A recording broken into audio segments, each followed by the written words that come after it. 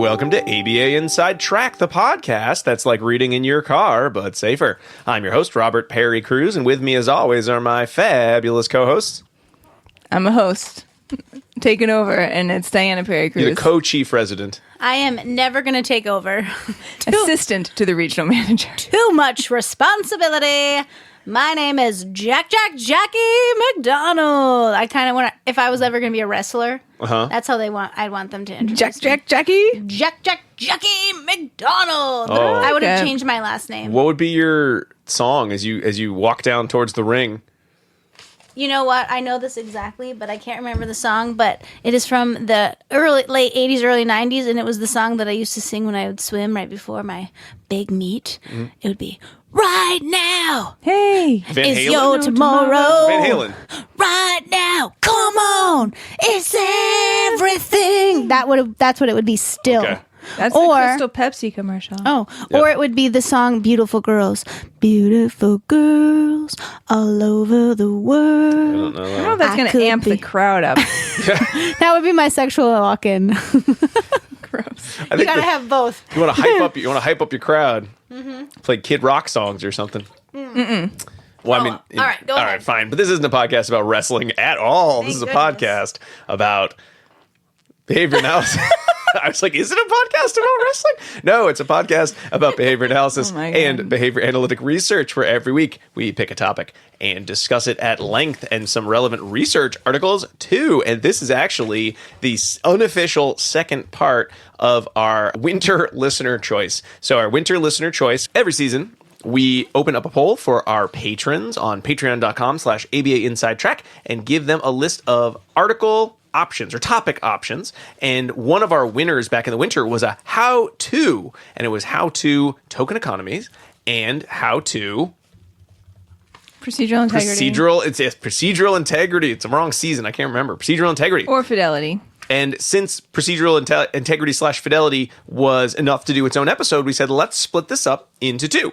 So here we are back again for our spring listener choice and do how to token economy. And then we'll do another poll in the summer. But right now we're going to finish up this how-to series, which we really enjoy doing because it focuses on topics and articles that really allow you to sort of just give me the summary. So if you've used token economies before, or you just want to get a little bit more information about them, this is sort of like the starting point. So you could listen to this episode, learn all you want to know, and then Diana will share at the end pairings where we've talked about token economies in more detail. This also might be a fun episode to share to maybe your trainees, or if you have someone in your life who wants to learn about token economies, this might be a good episode to point them to. But we'll also have some articles that they could read as well. But sometimes people want to hear the audible version. You know, that's us. So we're going to be talking all about token economies, the how-tos of them. All right, Diana, what articles will we be discussing today? Sure. So we have 3 articles to inform our discussion today, and they include Practical Components for Getting the Most from a Token Economy by Ackerman, Samudre, and Allday, and that was published in Teaching Exceptional Children 2020. Also, our meat article for today, Token Economies, Evidence-Based Recommendations for Practitioners by Deli Espinoza and Hackenberg. That was in, looks like Behavioral Interventions. Yes, Behavioral Interventions 2024, right before the glow up. And finally, The Token Economy, A Decade Later by Kasdan. That was in Java 1982. That's old. That's old. Yep. So when we say a decade later, it's actually 40 years ago. Update. Yeah. Yes. All right. So A 40-year-old take on a 50-year-old article. there you go. So token economies, we've all used them. We all love them. But I think they are one of those systems that some folks don't know the history of token economies. Some folks think they've fallen out of fashion, or they've become sort of enmeshed with like very basic BMod classroom management, definitely more BMod than behavior analysis. However, there's still plenty of space for them to be used and a function, I think, for them in a lot of settings. So hopefully when we are done, you will have either a newfound appreciation or have rekindled your romance with token economies, maybe. Just imagine the token economy book. It's got Fabio on the cover, and he's a pirate, and then a token economy sticker board with, SpongeBob tokens. They're still cool. Everyone loves them. And that Fabio tokens, probably. Fabio's not going to have a romantic relationship with a token board with his own tokens on them, Dinah. That's weird. I got confused in your metaphor, so It's not a metaphor. I'll back off. It's a beautiful image. It's what I have created. Okay. All right, let's start off talking a little bit about the Kasdan, the token. Can I just Yes, talk you about can. the Ackerman one If you would like to. first? You may. Only because I found this one like late to the game, but this is a great article that we're not going to review in depth today. But if you, like Rob said, if you're looking for, a stocking stuffer for that special someone that wants to know more about token economies, but maybe doesn't know much yet, this is an excellent article, an excellent place to start. So maybe if you have RBTs in your life who you want to give an introduction to token economies, perhaps you are working closely with some non-behavior analysts that you're collaborating with, like classroom teachers or special education teachers. These are both great articles that do not go into the detailed level of analysis that like the Deli Espinosa article is going to in the future. So this is just a great one. It summarizes many of the same points that we're going to make coming up, so I'm not going to review it in that way, but go and look it up if you are looking for one that is really like a nice consumable tutorial type article. And it's got little narratives in there too. Yeah. It's a little story about making a token it's got economy with your diagrams, friends. it's got checklists, it's got pictures, it's got it all. I have a couple articles that I just sort of throw into a Google Drive so that whenever I have to type token economy because I'm working with maybe a new teacher or an administrator and they're talking about token economies or we're discussing it, I just type it right into Google Drive and I'm like, here's the article, and I can give it to folks and I'm like, this is so readable. It is Yes. like 4 pages long. This will explain this very, very well. And then we can get into the how to do it. But especially for teachers who are like, I want to try that. Just show me how. I think this is a great example. Yeah. All right. Okay, so now you can we've talk got about that as a Kasdan. background. But again, I don't think it would be something if you've used basic token economies before. It's not going to tell you anything brand new. It's just sort of a nice summary. But Kasdan, so why this old article? Everyone asked me right before we started recording. And We certainly did. And I'll tell you why. It's because I think the token economy is one of those systems, those technologies that has been around for a very, very long time. And many behavior analysts, especially folks who are newer to the field, don't quite have that context of how long it has been here and how many of the issues facing behavior analysts back in the 70s and the 80s are still a little bit of an issue with token economies today. So I thought, let's see what people were saying those 40 years ago in terms of some challenges, and then let's look at what we know about token economies 40 years on and reflect on whether there are still areas for future endeavors related to token economy usage. So for folks who don't know, the token economy was developed by Alan and Azrin back in like the mid to late 60s. It was originally created for hospitals, for programs where there were clients who had kind of chronic psychiatric conditions going on. So this is sort of pre kind of the rise of neuroleptics to treat a lot of those conditions, a lot of the mental or a lot of the psychiatric drugs that had come out. And this was used very well in those settings, then extended into other places like schools or prison populations. But most people think token economies are for like the kid in the back of the room who doesn't want to do his spelling paper. But again, token economies originally developed in hospital settings for a variety of what we'd consider kind of mental health needs back then. In 1972, Kasdan and co-author Boutsen looked at the state of the token economy. So that was their original article, sort of looking at how token economies had come so far in a short amount of time, but there were still a lot of big issues that needed to be overcome. I'm just going to kind of list off some of the big issues. So, Okay, I just want to say that Kasdan and Boutsen sounds like a great country duo. No. Really, it definitely does. Country music duo. Move over, Hollow Notes. We're only listening to Hollow Notes are Kasdan not and a Boutsen. country duo. No, they're not, but it still over. stands. Move over, exactly. Brooks and Dunn. Yeah, Brooks and Dunn. That's who you're thinking of, I think. Kasdan and Boutsen and Brooks and Dunn this summer at the Token Economy Pavilion. Country Western Pavilion. So some of the issues brought up by that country duo were enhancing the effects, that there's some percentage of participants in a lot of the research around token economies, and some of the research is like 18% just did not have a good response to token economies. Was that because token economies just inherently don't work for everybody? Was it a failure of many organizations to, what we're going to talk about, take a behavior analytic principle, including the individualization of token economies, and turn it into behavior modification, where the clinician in charge is like, everyone's getting tokens for these 5 things because they're all I personally care about, rather than skills that were important to the individual? Could be. Issues around staff training. Again, this is always fun to read old articles and hear people describe BST, but not describe it as BST, because I'm not sure exactly when that term got coined when I'm reading this article. But the idea of you can train some people, but how can you train the large number of staff that might need to run effective token economies in large scales?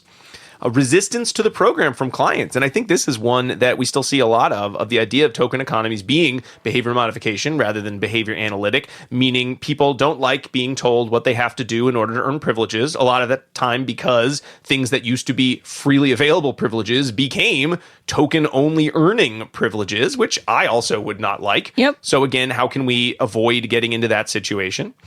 Are there long-term effects of token economies? Now, we know with many of the treatment plans that are put in place, we don't see generalization. That's a huge problem in our research. Token economies also being one. Once you're not in the economy, why the heck would you continue engaging in some of those same behaviors that used to have value? Because they don't when you're not in the economy anymore. So how do you ensure maintenance and generalization? And those were sort of the big issues in 1972. But in 1982, 10 years later, the article goes over a lot of improvements that went through in terms of answering some of these questions. So they talked a lot about integrity of treatment, which Daly, Espinoza, and Hackenberg are going to talk about as well. So the idea of making meaningful contingencies, training staff, using modeling and feedback, and including the interests of the clients rather than just arbitrarily assigning tokens for non-adaptive behaviors and providing rewards that are not of any meaning to them. Administration issues sort of had become a new big issue. If leadership don't like token economies, how are you supposed to run a token economy? And this is still going to be something that we'll have to talk about, because if a classroom teacher doesn't want to use a token economy, you can't tell them, well, you should for your classroom management system. Or similarly, if your organization doesn't want to use a widespread system like a token economy for, say, maybe like social skill development, you're not going to use that. So how do you get people interested in that? Also, how do you find money for all the things you need in a token economy? Because you can't just have the tokens. Those are a little cheaper. You need the backup reinforcers as well. There's also a question about the dissemination of token economies. Now, back in 1982, there were some questions raised about are token economies appropriate technology, because, again, you can only use them in certain contexts. And there was a real big pushback against the idea of behavior modification, of why are we making people live in these fake bubble economies for the purposes of changing behavior that other people don't like. And that is a very, accurate statement of inappropriate use of a token economy. So how do we make sure that we're disseminating that it is a meaningful behavior change procedure, but it can't just be used as a blanket procedure? So given all of those challenges, we saw some nice improvements. We understand that token economies need individualization. We understand that token economies need to be trained to be used appropriately. We understand we need to include all stakeholders in the creation of token economies. But how do we make sure we're doing all of that and hit some of those new big issues? Are we there 40 years later? Well, let's go to the future, 2024, and see where we're at in Daly, Espinoza, and Hackenberg's amazingly thorough review of the token economy. I love this article. This is a really good article. Mm-hmm. Yeah. Jackie and I are tag teaming this one because it is long. It is a long article, and is also so complete that I don't know what else needs to be It's broken published. Up into 2 parts as well. It's published. It's broken into 2 parts. And I can say that I actually learned things about token economies while reading them. I'm going to be honest here. Mm-hmm. Truth serum time. Okay. I don't like token economies. Yeah. And I think I don't like them because they are always run wrong. Poorly implemented. Yep. But when I'm reading this article, I'm like, oh, right? I could totally get on board with token economies in the way that they discuss it. Yeah, I think that they have a time and a place, and very often we are not seeing them taught well and implemented well, and then faded out when they can be, or thinned. It's the correct term, thinned. So there's a lot of problematic aspects procedurally related to token economies, and that is exactly why they wrote this article. So I'm going to start us off. I'm going to review part 1, and then Jackie's going to review part 2. I can't even wait. I know, just as a taster, part 1 is called Building the Economy, and then part 2 is called Sustaining the Economy. So I will talk about part 1, and then just to kind of get things kicked off here, Daly, Espinosa, and Hackenberg said, to summarize, token economies have been around for a really long time, as noted in Rob's 50-year-old article. And we have a lot of evidence that they can be very effective. However, it's also possible that most people don't really know how to use them correctly. It does sort of feel like token economies became like the Kleenex of behavior management systems of like, I don't know, I'm just going to use this thing and I'll call it token economy because that's a thing we all have heard of, right? Little stickers and little prizes. Well, I think it's more of a put a bird on it situation, right? Where Put a Band-Aid on it. Yeah. Well, remember, put a bird on it. No. Really? No. There's a twist. I don't think Jackie ever actually got that reference. She just saw us laughing and then is so good with her mirror neurons, she just started That actually laughing probably is true. So It's, oh no, now I forgot the name of that show. What's the name of that show, Rob? Portlandia. Portlandia. I watched that. Okay. Well, way back in the day, Jackie, we would talk about DRO as a put a bird on it Oh, I never got. program because in Portlandia, should I just explain the joke to make it less funny? Yep, No, just you please should. do. Keep going. They had a store and they had all this merchandise in the store that they couldn't sell. And so they were like, put a bird on it. And so they would put like a little silhouette of a bird and it make it look hipster. And then they like sold out of all the materials in the I store. remember now. Okay. Yeah. Yep. Yeah. So it's like, oh, you don't know what to do? Put a bird on it. So DRO, you don't know what to do? Put a a bird DRO on on it. Yeah. Token economy, you don't know what to do? Put a token economy on it, right? Same ideas. Because neither DRO nor token economy requires you to understand the function of behavior. You're just slapping on additional reinforcers and hoping that that produces a behavior change, much like you might increase your sales when you slap a bird onto some product. Yes. So that takes us all the way back to like episode 2 or 3, I think. I did of watch this Portlandia. show. I think I It's been, forgot. I mean, it's probably been like 10 years, so it's okay. I understand. What was my point? But anyway, that's all the time we have for this episode. Rob, A token just because economy- you actually summarized your article briefly doesn't mean that the rest of us don't now get to pontificate. The token economy is used in that way. Yeah. We don't know what to do. We put a bird on it. Perfect. Yep. Thank you. Okay. So in this article, they're like, let's set the record straight. Let's make sure everyone actually knows what a token economy is, how it operates, and how, if you want to use one, you should properly implement your token economy. So that was the idea here. And, you know, they come with receipts. This is two incredible researchers in this area, and you can totally tell that from this article. It's extremely well written.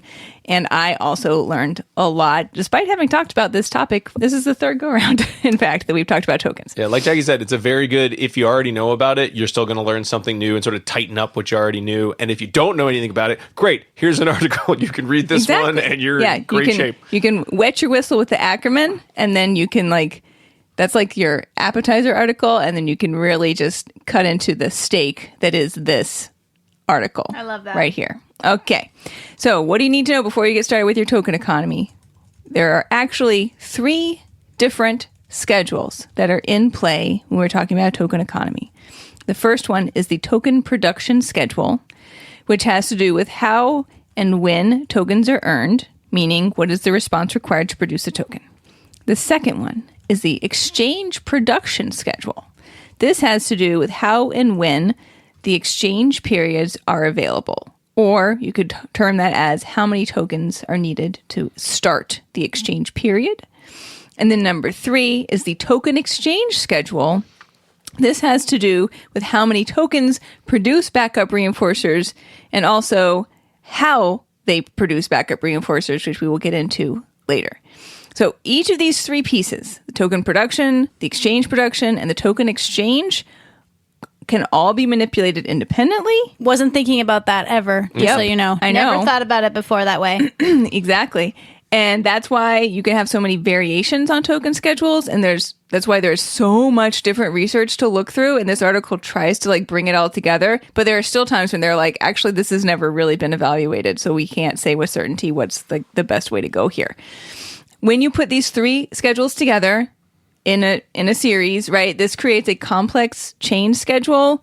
And then just to quote straight from them so I don't screw it up, in which two or more schedule components are arranged successively, one after the next, each component signaled by a distinctive stimulus and ending with reinforcement. So each of those tokens is intended to function as a conditioned reinforcer. You fill up the board. That last one is the kickoff cue that now you can trade that in and access the backup reinforcers on whatever schedule that's set up for. So that's how we have initial chain that is signaled when it ends and when the next one becomes available, which is the trade-in component here. How do you get them? When do you use them? And what do you get? Yes, good, very good summary. Okay. So part number one, as promised, is about building the token economy. So it's not sufficient, right, in most situations to just say, let's use a token economy. Here you go. It's got 5 tokens and a board, and you just put them on and you trade them in.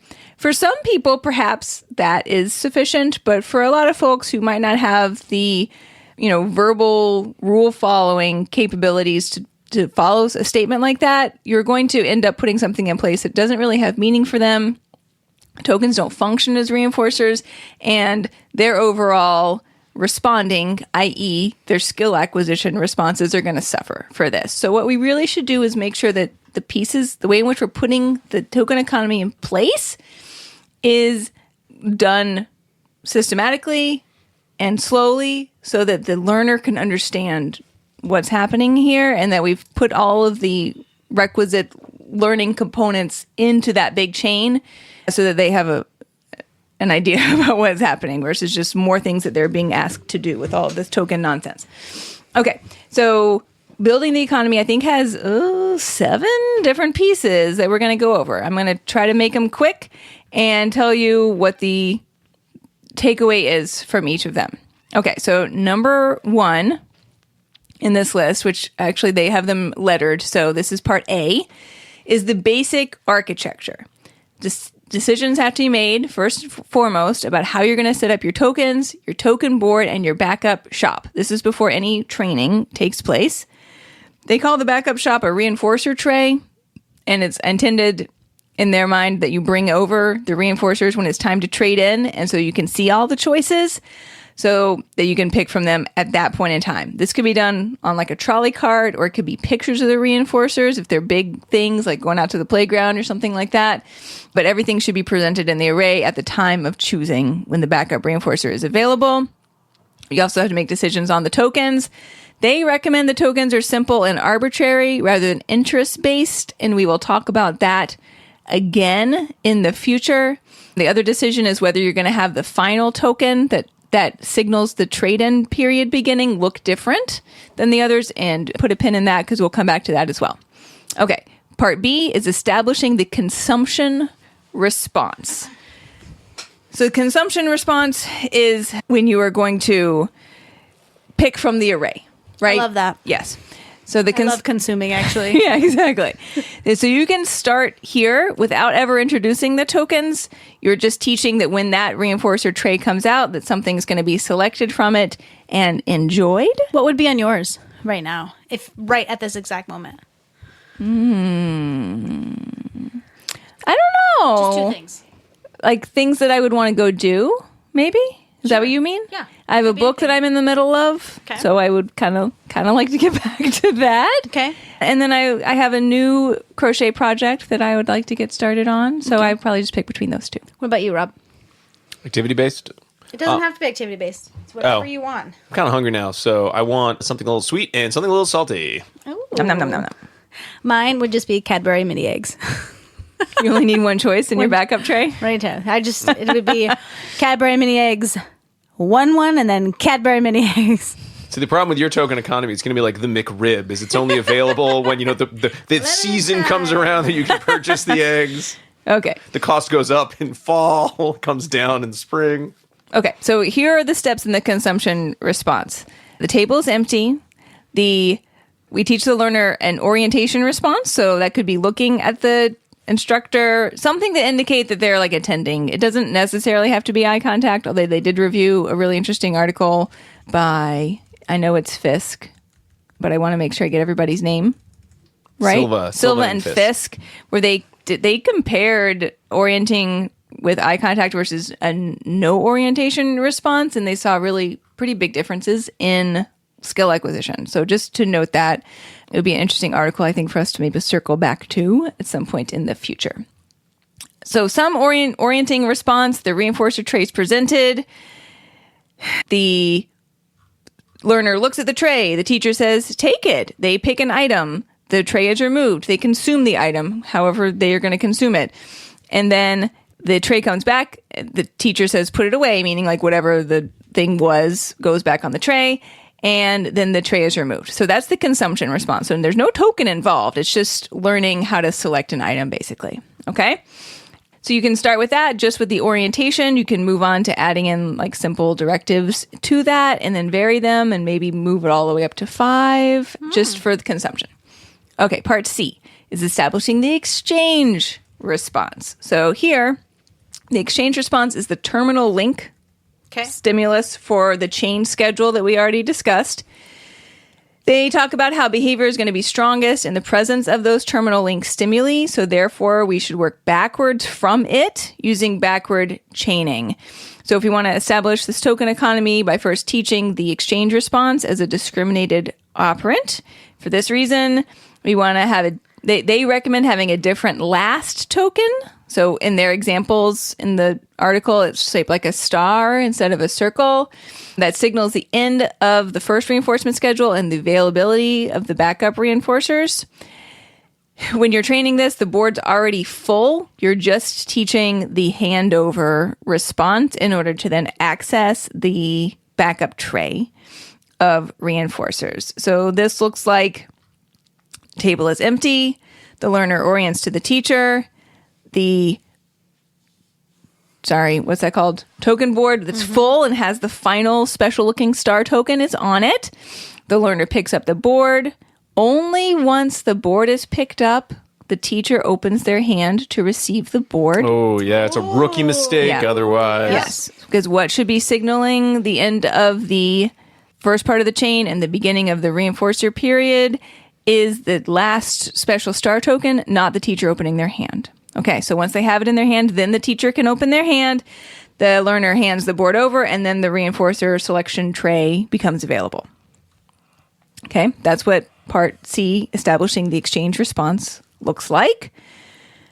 Part D is establishing the tokens as reinforcers. So here, only once we get to part D are we even like messing around with the tokens. Until now, there was no token manipulation happening. So here we want to establish or train the tokens as condition reinforcers.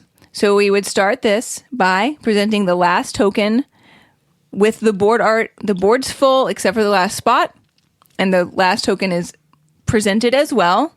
And we want to teach the student to put it on, which will then initiate the discriminative stimulus for the exchange response it's already learned. Through this process, the tokens can become discriminative stimuli. And then I'm going to give you guys a quote again. They say in this article, stimuli in change schedules serve dual functions, reinforcing for the response that produces them and discriminative for responses that occur in their presence. And that is straight out of Skinner, 1938. Go Skinner! The token becomes a conditioned reinforcer through its relation to a discriminative stimulus, the completed token board, the next link in the chain that ends with the exchange period and backup reinforcers. End quote. All right? Yeah. So it's really through that establishment of the reinforcing properties of the tokens, through the discriminative training, and they're going to come to function as reinforcers through their positioning in this whole chain of events. So they really are kind of on this camp that this is how tokens come to be established as conditioned reinforcers. They talk a little bit about stimulus-stimulus pairing, which is just presenting the token with the backup reinforcer together. And there's research to back both of them up, and, at different times, each of them may be at play. But they feel pretty strongly that it's occurring in this context of the chain schedule, and that's really how things are kind of getting established. Okay, so to teach this, I think I reviewed it mostly. The board is present with the last spot open. The learner orients to the teacher and the board. The last special token is out on the table. The learner places that on the board, and you can use errorless teaching to teach this if it's not learned. They pick the board up once the last token's on. Then the teacher opens their hand. They pass the board over, and then the reinforcer period selection tray is presented. Okay. Part E is a slight detour. Token handling and placement. We have to decide. Handling. Is the learner going to place the tokens on themselves, or should the teacher do it? They posit that it should enhance the discriminability of the token and have it operate more as part of the chain if the learner manipulates it themselves. There's another article, Slyman and colleagues, that found learners preferred manipulating the tokens themselves, so that's their general recommendation. However, it is possible that the tokens could be a distraction, and that is why they recommend against those special interest tokens. We used to use those a lot. We would, get a set of stickers from the Hallmark store and laminate them, and then you'd have a little mini play set almost with the stickers being the different figurines in somebody's favorite TV show. They're not against this idea. It definitely could be more interesting, but for some learners, it just could be distracting, or the tokens themselves could be too fun, quote unquote. So if you're seeing We've had that before, though, right? Yes, Yeah. and you can, but if you think that it wouldn't be an issue, you could try it, and then if it is, then don't do it. But that's the reason why it's potentially distracting, or if you end up with a lot of interfering or extra behavior about positioning the tokens or something like that, then maybe it's, we're going to end up working against the overall learning experience for the learner, which is what this should all be about. Okay, so that was a slight detour. Next up is extending the chain. This is part F. So once you have putting the last token on established, now you can work on teaching the learner to fill up the token board with the other tokens. And here they're recommending backwards chaining. So they learned to put the star token on. Now they can learn to put on token number 4 and token number 5, which is the star token. It makes more, they both basically in this section say it makes more sense for us to teach this backwards. You can vary the tasks, start with easier tasks is what they recommend, but also vary it as much as you can, and sometimes still offer tokens just for the orienting response in order to keep all of this at strength, right? Can you teach you through 4 chaining? They're yeah, I guess, but why would you want to? Right? It's basically feels like the perfect what they time had to for say backward about chaining that. to come into play. They're just trying to account for all the literature that's out Yeah, there. I guess. But yeah, they do that quite a bit. They're there isn't really a lot of research out here, but why would you do it that way? Yeah. Okay. And then section G is again a little bit of a esoteric discussion perhaps, but they say now we got to think about how the trade-in side of this is going to work. So there are 2 types of ways in which you could do this trade-in. It is called token chained versus standard chained schedules. I know Jackie's face is oh my Lord. I read this part, and when I read it, when they said that, I did this. Oh no. Yeah, right. Oh no, they lost me. Here's where I'm falling into the hole. I'm pull me out. It's like a cartoon character just that sound. Okay. So most basic research on tokens uses a token reinforcement schedule, which is you earn 3 tokens, you get 3 things. However, most of the applied actual clinical application of token schedules doesn't really work that way. It's you earn 3 tokens and then you get the 1 trade-in thing. Yes. Right? That's much more common. So it's kind of there's a mismatch between what we know the most about from basic research and the way in which tokens are most often applied in the applied setting. And we kind of just don't necessarily know if that is an issue or not because there's not a lot of research here. So in the basic research, when we see really high rates of responding, it's based on this other schedule that we hardly ever use, which is 3 tokens equals 3 things. We are more likely to increase the number of tokens and then still produce access to the 1 thing. And without getting into too very much detail. We don't necessarily know if that is an issue. It may be possible that when we start to see drops in responding, it could be because of the way in which we're setting the schedules up. Kind of need more research here if anybody cares to research this. Well, that's certainly going to be It could be an issue. It's going to be a key component. If there were research to support, if you're not following the token chained, well, I can't remember which one, the token reinforcement schedule. Yes. As in the basic research, you're not going to see the same level of success with token economies.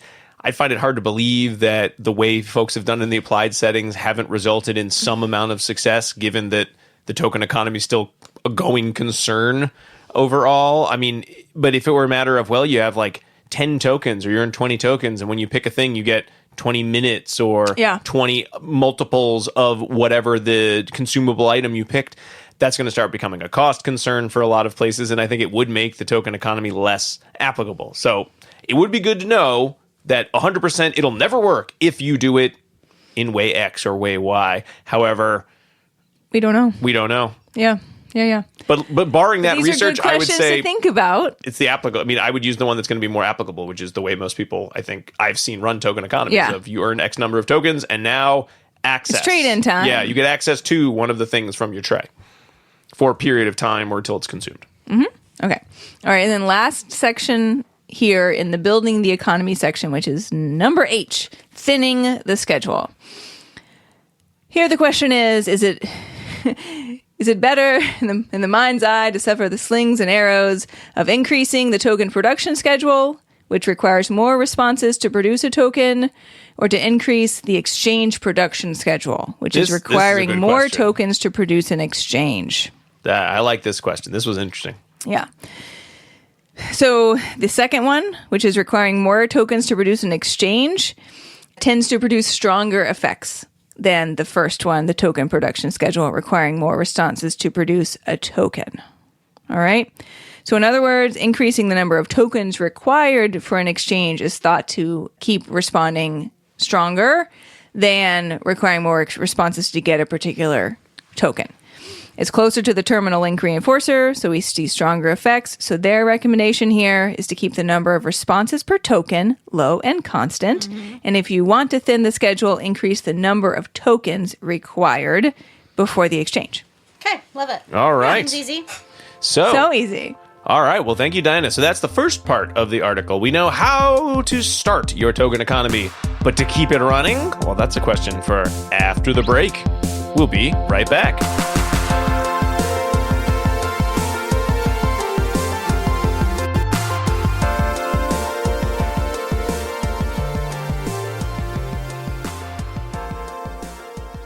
Hi, do you want to be a BCBA, also known as a Board Certified Behavior Analyst? Sure, we all do. Now you can come to Regis College in Weston, Massachusetts to get your graduate degree just minutes outside of Boston. Choose from any one of these courses. Masters of Science in Applied Behavior Analysis. Masters of Science in Special Education, dual degree in Special Ed and ABA. Or be eligible for your postmaster certificate.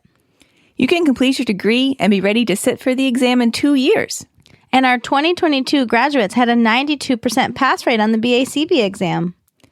Come enjoy approved fieldwork placements, ethics mini handbooks, PhD levels professors, small class sizes, and a service trip to Iceland if interested. And don't forget, our program is accredited by the Association of Behavior Analysis International, or ABAI, as a Tier 1 master's degree program.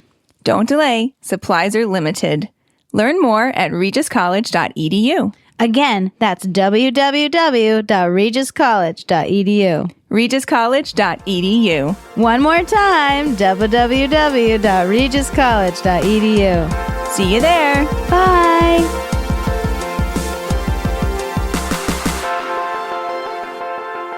And we are back talking about the how-to of token economies. But before Jackie takes over and tells us how to sustain our token economies, I want to remind our listeners that ABA Inside Track is ACE and QABA approved, and by listening to this episode, you can earn 1 learning credit, learning CE. All you need to do is finish listening to the episode, then go to our website, abainsidetrack.com, or click the link in the podcast player and put in some key information, including 2 secret code words. I'm going to tell you the first one right now. It is penny. Penny.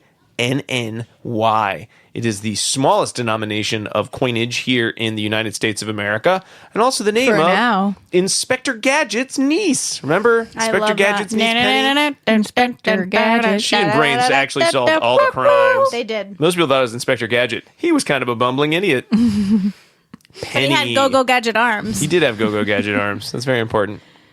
All right, Jackie, let's continue. We've got a token economy. We did a lot of work to make it start in the first place, and now I want it to go forever and ever. What should I do? Okay, so now I'm going to talk about sustaining the economy. They call it practical suggestions for effective implementation. Okay. And I go down to F. So Okay. whatever that You is. got 6. 6. I was like, I can't do the numbers because I have not counted, but it goes to F. So the first thing, and mine's kind of interesting too, because I think here when you read, each section really has like one take-home message. Love it. And they like try to fill it in with the research. So like, but really you should do it this way. But really, you should do it this way. Is this next I don't section. mind that. I don't mind it either. Yeah. Right? That's why Nope. we're doing a tutorial. Right. So they asked the question first. Okay, now that you have it in your repertoire to use the token economy, how can you establish and maintain it, or how can you maintain it? And they recommend, the first question they ask is, should it be variable or should it be a fixed schedule? I know. And they make the case that variable ratio schedules produce higher rates of responding, generally are more preferred in the research. So they suggest to move as quickly as possible to a variable ratio schedule, changing up as many elements that you talked about before as possible to make it hard to be predictable, right? So if you just change one, like if you just change the token, right, then then kids might figure it out, and that's less preferred. So you may need to change the Because we want indiscriminable contingencies. That's right. In order Yep. to maintain generalized responding. Right. Yep. And it's more preferable. Okay. People like it better. So they do recommend that you might need to change the design of your board now because it's not going to be static, right? It's not going to be, once you fill these 5 slots, then you switch the token board in. And they say it, I feel like they wanted to bold it and underline it. They're like, there will be open places on the board when the exchange occurs. This is okay. They said it so many times. But what if there are open places on the board, Jackie? Right. It's okay, everyone. it's okay. So they said here, in this case, you will make the predictive token signal that exchange is possible. So just like when Diana talked about it, the star token would signal that the exchange now is ready.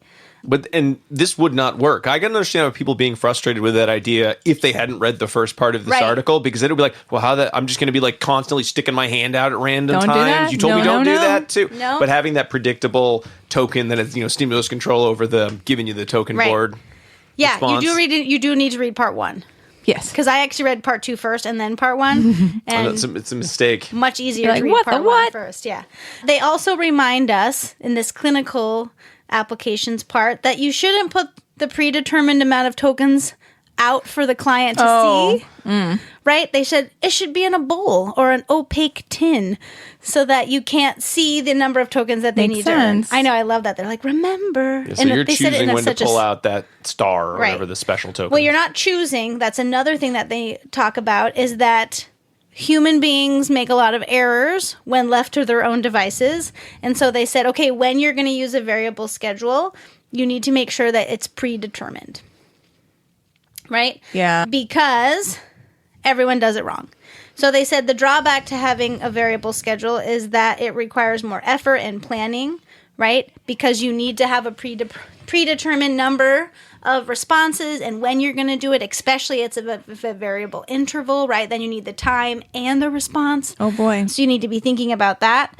But here's where AI could come in handy. Say, They did say make that. me a schedule that's that's going to be around variable response 6 and like different numbers of trials or whatever. Yep, and that could be like a hidden little thing for the therapist that the client can't see again, right? To make sure that we're making it unpredictable for them. But they did say if you leave people to do it themselves, it will not be a variable schedule and it will be horrible. There will be no schedule at all. And they give you in figure 5 a really nice way to see the total number of responses needed and how they got to those responses, changing each of the things. So like, for example, they had 10 blocks of trial, and then they said, okay, in block number 1, we're going to have token 1 is going to occur after 5 responses. Token 2 is going to recur after 1 response. Token 3 is going to occur after 3 responses. Right? So it shows you how many responses you need in order to hit the variable ratio 5 and the variable ratio 3 for the exchange and for the token. And across 10, you would make 150 or 100 responses. 50 responses with 150 exchanges. Okay. Yes, this definitely sounds like an AI. Make me 1,000 different data sheets, because people will follow that. If you're like, I need you to follow all these other cheat sheets or do the math every morning when you get it, like, no. No one's doing it. They'll be like, 5 every 5, right? I'm doing every 5. But I love this. It makes a lot of sense. Yep. And then we make these types of plans for delay and denial training as well. They already have this type of like built-in variance in those. So this is just those another tend application. to be a little more fluid and based on the client sort of response. You have general rules, but it's not always as...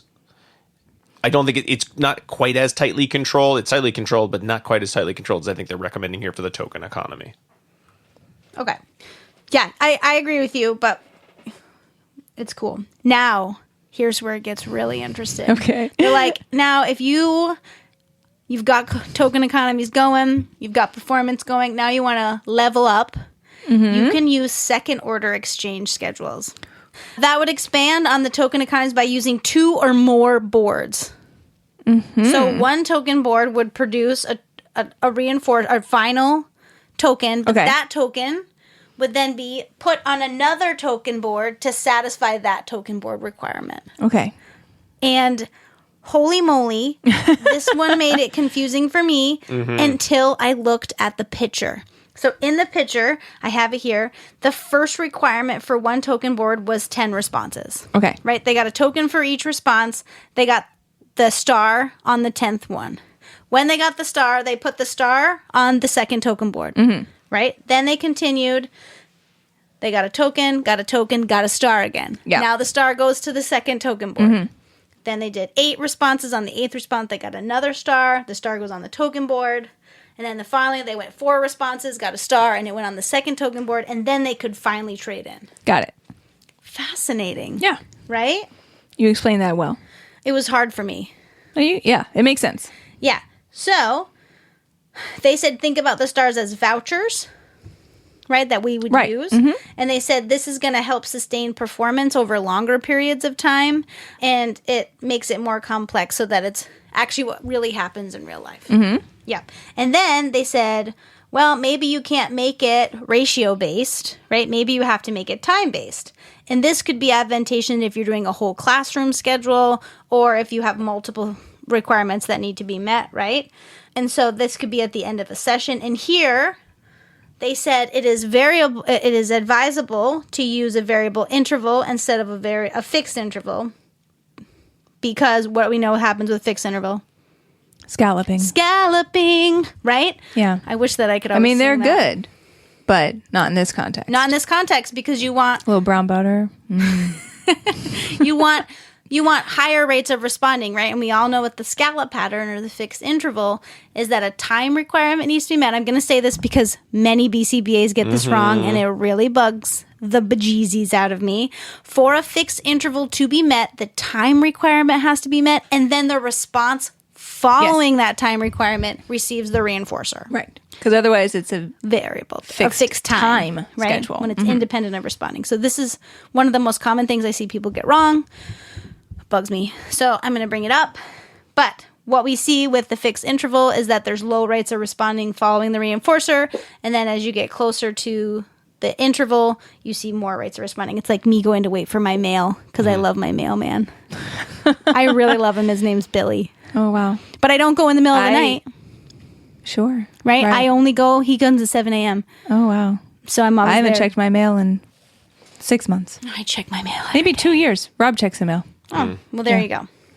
So, hi, Billy, if you're listening. He's probably not listening. I do love them though. So yeah, they said make So sure no fixed interval. no. Okay. Variable interval. Okay. Got it. And a second recommendation they said is to use a token chain schedule like you talked about. This helps with sustained responding as with everything else. In the example here, you should again use the variable interval and not the variable time. Okay. Yeah. Then they talk about generalized reinforcement. It's the next one you have to think about. So this is talked about when tokens can be exchanged for 2 or more backup reinforcers, Okay. right? And these tend to be more durable because they don't specify the response, right? It's less easy to be satiated on it, and it doesn't have to tie to a specific motivational state. So the general recommendation here is to include a healthy array of reinforcers here. By that, do they mean healthy reinforcers or just No. like a substantial array? Not too little, but not too many. Oh, okay. Yep. And a healthy Goldilocks array. amount of Yep. reinforcers. So this is up for debate. They said that there is no research out there when you should ask the client what they want, if you should do it before the session, what backup reinforcement, or after. But they do say that maybe you wait until the end because you might want something before and then you work so hard and now you're hungry, you're thirsty, or you don't want it anymore because you've worked so hard and now you want to do it Right. after, right? I was surprised that this wasn't in my section because it's a question I always have. Me too. Yeah. I've done it both ways and I prefer the end. I've always think- just been flexible. If someone changes Yeah. their mind, I'm like, oh yeah, I don't care. That's great. You Right. did the thing. I like You're to, in the tokens. to contract for it initially, but then check in at the Okay. end. Yeah. You could do that Then too. you could change. Yeah. Yeah. Yeah. They didn't know. They just said, Just don't be mean. And if someone says, no, 30 minutes ago, you said Right, you that's wanted silly. this. I refuse to let you change your mind. right, That, maybe, that's me. I like that. Don't Maybe be that like, guy. Maybe this is something you want. Look at all the things you have, and then you can do it again. Yeah. Right? I like that. Because I don't always want what I wanted 30 minutes ago. Same. Yeah. So they also reminded everyone to conduct periodic reinforcer assessments to Sure. ensure what you're offering are the things that the person wants. They also suggested that it's important to encourage reinforcer sampling to make sure. I love reinforcer Yeah. sampling. But they're saying specifically that usually a person really wants a high preference item every single time, and it's okay to admit it sometimes. Yes. So that they can choose other things. Yes. Yeah. All right, and then they're like, okay, let's talk about when people have differential pricing on backup reinforcers. And I love the sense where they're like, there's no research here. So we can't Big really, shrug emoji in the middle of the paper. we can't make up any recommendations. But Another area that seems like Yes. very You ripe would for think research. there would be so much research because typically, I mean, I'm in school settings, but like that's the economy I've seen. Right? It's the one that looks like a store. Of the store is Oh my worth gosh. this. A lot of emotional behavior My classrooms. fourth have grade those. teacher had one of these, and Yeah, things did I have did too. different prices. And I still remember fondly Me how too. fun it was to take your tickets and go get to trade my in. Lisa Frank folder. Right? Yeah. Yep. A lot of erasers, a lot of pencils. Yep. Yeah, a lot of that folders. The was a- PBIS it was systems have it was a that, where you Malibu have this many folder. tokens, and then And it had a every month you penguin go to on the it. store. Yeah. Yeah. Okay. It's like so, skee ball. Yeah, so here, I love that. But here is where we're all doing it wrong. They suggest not to label pricing on it. So don't tell people how much things are worth prior because then they're going to stop responding once they get that amount. So they said to put them in categories or bins of lower cost, medium cost, and higher cost. And so then once they've met the criteria for the lower cost, they can either trade in for whatever's in the lower cost or keep working for the things that are in the higher cost. And what they recommend here is this also teaches self-control, right? Because if you really want that thing in the last, then you can save all your tokens. More research. I definitely would say more research because that sounds like it would be very effective if you had like a very self-contained classroom where students were trading in pretty frequently, maybe to manage challenging behaviors, skill acquisition, both. If you were using a token economy at some sort of larger scale, like a whole institution or a whole school, That would be harder. and it's like, well, it's Yeah. store day at the month. How many tokens do you have? I have 1 million. Okay, well, you can only choose from the crappy shelf, or you can save till next month. I'd be Yeah. like, you know what? I hate this token economy. I'm just going to take what I want. Yeah, so I guess we'll see. More research is there. So that was just their recommendation. And they had a cute little, again, the little figure where they had different color boxes. And you could exchange for that in the box, or you could carry it on for the next one. All right. I think you'd have to have a very controlled economy in Yeah. terms of knowing how much could one earn so that people aren't getting there with a billion tokens and then Right. saying, what the heck, why can't I get the most expensive thing? Yeah, right. All right, and then the final thing they talk about is closing the economy, and they said a closed economy is one in which reinforcers are available only in the targeted context and not outside that contract, whereas an open economy is which reinforcers are available both inside and outside those zones, right? And so they said if it's open, the demand for the reinforcers within the economy might be lower. Makes sense, right? Because they can get it Yep. at different times. And if not available outside, the token economy will increase their value. And so they said one way to close the economy, the token economy that is Tariffs. Oh, God. no. One way to close the economy is to make those reinforcers only available during the token economy, right? So close it as much as possible. If you can't do that, right, because there's like TV at school and at home, you Right. can make it partially available with making the more reinforcing aspects only available during the token economy and the less reinforcing aspects available outside of the economy. So that's kind of neat idea. And then they made a broad suggestion that all academic learning should be within the token economy, including acquisition and maintenance and skills that are not discrete, because it'll increase the value of the token economy. Okay. Yeah. And that's all. Boom. All right. All right. Yeah. Wow. I love that. Let's move into was very dissemination thorough. station. Okay. Were you were saying, Dinah, very thorough? Very thorough. There we go. Very thorough, darling.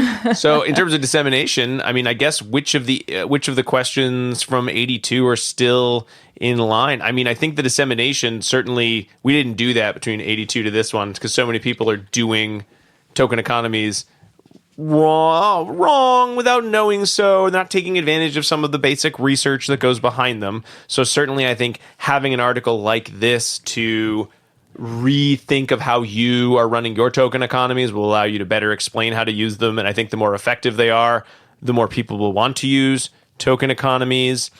I think this doesn't speak to some of the other issues in terms of like leadership and administration. However, if you can demonstrate utility of token economies more so than you perhaps have in the past, they're going to get much more widespread adoption and more people will want to use them.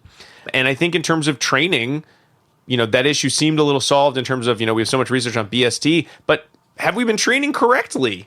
So I think this is a great article to sort of come back to and review how you have used token economies, how you use token economies. Do you want to follow these recommendations? There are a couple places where there's not enough research to say you have to follow these recommendations, but there are enough that I would say you probably want to treat this as the steps you would follow through as you regain fluency with some of those missed or maybe fudged steps you've done in the past. Okay. I just love and I wish that everyone would read this article and listen to our previous episode with Jason Beret, because this is not my experience with token economies. Anytime I've seen token economies, well, not anytime, but many times they're like, oh, they love Peppa Pig. I'm going to cut some stickers out Right. with Peppa Pig and slap them on a board. You'll get 5 and I'll take your token board from you. I won't actually tell you that you got them and then I'll let you play with something. And possibly all the child learned is I did something for a while and then I got to play. Or possibly they learned, oh, I get to play with these Peppa Pig tokens. Yep. Yep. I don't know if I have anything else to add. I mean, there's No. like some good areas here where additional research could be done, but I think if you're going to delve into this area of research, you should read this article in detail first to make sure that you get it. Because it seems easy on its surface, but there are actually Seems hard. It seems easy but hard. well, no, yeah, like implementing a token economy, like you just said. You're like, oh yeah, I got 5 tokens, and I'm gonna give them to everybody, and then they trade them in. Like it seems easy, but then talking about like the behavioral mechanisms that are involved, it is more complex. Although the mechanisms themselves are not complex, but you got to know it in order to, I think, then like troubleshoot and figure out how to teach it the best way possible. And that is actually what they say in the summary and conclusion section, is that it's actually not that hard to use token economies, but it's a lot easier to use token economies if you know all of the different pieces that work and how they're intertwined together. So when it's not working or performance isn't going as you want it to, that you can then take each of these pieces and problem solve. Exactly. All right. All right, so read this article, listen to our episode. Well, you've listened to the episode at this point, so now you've listened to it. I would Joke's on say you. print out a copy of the article, get it digitally, and have it as a nice reference. And then, practice doing these steps again, because you might need to relearn a few of them or get them back into your repertoire. Maybe or you may never have thought about them. never Like, run a token economy like this. Yeah. I don't know that everyone gets trained in how to train a token economy, which is why we wanted to do this tutorial. Yeah, we usually think of it as the same as like you go to a store, like you do some job, you get paid, and then you use that money to buy things, which that could work as a token economy. I mean, how much do rules play into our use of money? But they're not always going to be effective that way. So It worked for those miners that had to pick from the catalog. That's a throwback to an earlier episode. Oh. Which brings me to... pairings? Pairings. Oh, thank you. I got a special sound effect this time. So pairings is the part of the show where I tell you about past episodes that you might want to check out if you found this one interesting. I have a couple. Way back in episode 2, we talked about conditioned reinforcers in the social setting, which I just bring up because it talks about conditioned reinforcers. But more specifically, we had 2 episodes that we talked about token economies previously. Episode 175 is where we just introduced the idea of token economies and reviewed some research. And then we were very fortunate to have Dr. Jason Beret join us for episode 195, which is titled Under the Hood of Token Economies. And if you want your mind blown with everything you never knew or even knew to not know about token economies, that is the episode that you should listen to. That's the why to this episode's how. Oh my gosh, yes. I mean, I think that remains one of the episodes where I felt like I learned so much and clearly Same. had so little prior understanding to tokens than any topic. So please check out episode 195. And then, like we said, we're trying out this tutorial series. So this is, I think, only our second one in that series, and the other one is episode 301, where we did a tutorial on procedural integrity systems. And then I also like to recommend a snack that you can listen to while you That you can eat. Oh yeah, sorry. That you can eat while you listen to these episodes. So I got 2 snacks for you today, and I want you to see if you know why I'm suggesting these 2 snacks. Number 1 is a Subway sandwich, and number 2 is a TCBY. I don't know what a TCBY is. It's a yogurt place that doesn't exist anymore. Oh, yeah. Okay. So do you know why? No, Diana, just tell us. I'm sure there's some really great reason that you thought of. Mine was banana and seltzer because that's what I was drinking and eating during this. Well, Rob said I wasn't making them related to the episodes enough. Oh, well, I don't know. So this is because in the past, at both of these places, they would give you a little card, and you could get a punch for every one that you got, right? So you order 10 sandwiches, you get 10 TCBYs, and then you get a free one. So it operates like a little... Mad Martha's does that, the ice cream place on Martha's Vineyard. I've never been to Martha's Vineyard. Snobbers. Yeah, right? That sounds a little hoity-toity. I mean, they do. Okay. That was pairings. Please enjoy. All right. Well, thanks, everybody. And that's our tutorial on token economies. We hope you enjoyed it. Thank you so much for listening to ABA Inside Track. If you like the show, please leave us a review online or wherever you get your podcasts. You can find us a lot of places online. Certainly our website, abainsidetrack.com, where you can find links to the articles we discussed in this episode, as well as all of our previous episodes. You can find us on Patreon at patreon.com/ABAinsidetrack, where you can subscribe at any level. But if you want to get access to every episode a week ahead of time and access to all of our polls, including the poll that chose this episode, you need to subscribe at the $5 and up level. And if you say, but I like these, could they be about books and be like twice as long? Well, then you should join at the $10 and up level, where you can hear our quarterly book club podcast. And now is a great time to join, because we're going to be having our what's coming out in 2026 book club choices coming out to be voted on very, very soon. In the meantime, though, you can listen to our most recent episode right now instead of waiting for it to drop a year from now in the free feed. That was on Divergent Minds. It was on Divergent Minds, which is a book we all quite enjoyed about neurodiversity, about female neurodiversity. And that is, again, patreon.com/ABAinsidetrack. And finally, don't forget the second secret code word. It is poker, Poker. Another area where you probably have little chips that could be used in a token economy, right? Poker. some final thoughts. Big thanks to Dr. Jim Carr for recording our intro and outro music, Kyle Sturry for interstitial music, and Dan Thabit of the Podcast Doctors for his amazing editing work. We'll be Thanks, back Dan. next week with another fun-filled episode, but until then, keep responding for your special token. Bye! Bye.